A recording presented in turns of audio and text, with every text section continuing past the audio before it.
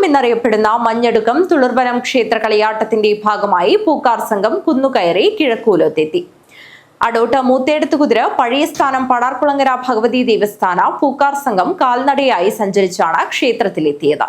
പാരമ്പര്യ തനിമ നെഞ്ചേറ്റി ഇത്തവണയും അടോട്ട് മൂത്തേടത്ത് കുതിര പഴയ സ്ഥാനം പാടാർകുളങ്ങര ഭഗവതി ദേവസ്ഥാനത്തു നിന്നുമുള്ള പൂക്കാർ സംഘം കാൽനടയായി സഞ്ചരിച്ച കിഴക്കൂലത്തെത്തി. ഓലമിടഞ്ഞ് മനോഹരമായി മെടഞ്ഞുണ്ടാക്കിയ കൂട്ടയിൽ നിറയെ ചെക്കിപ്പൂക്കളുമായി സംഘം കിലോമീറ്ററുകൾ നടന്നാണ് കിഴക്കൂലത്തെത്തിയത്.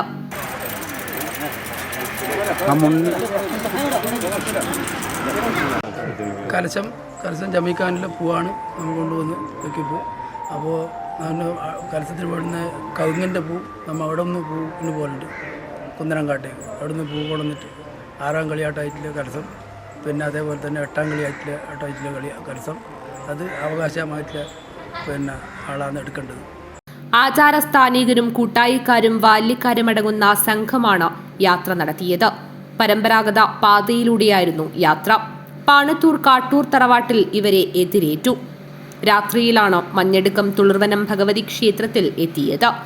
6ാം കളിയാട്ട നാളിൽ നടക്കുന്ന കലശത്തിന് അലങ്കരിക്കാനും മറ്റ് ചടങ്ങുകൾക്കും ഇവരെത്തിച്ച പൂക്കൾ ഉപയോഗിക്കും. 29ാം വർഷവും പൂക്കൊട്ട തലയിലേന്തിയത് മധു കിഴക്കേ വെള്ളിക്കോത്താണ്. പൂക്കാർ സംഘം യാത്ര തിരിക്കുന്നത് കാണുവാനെത്തിയത് നിരവധി പേരാണ്. News bureau, Kanhangad.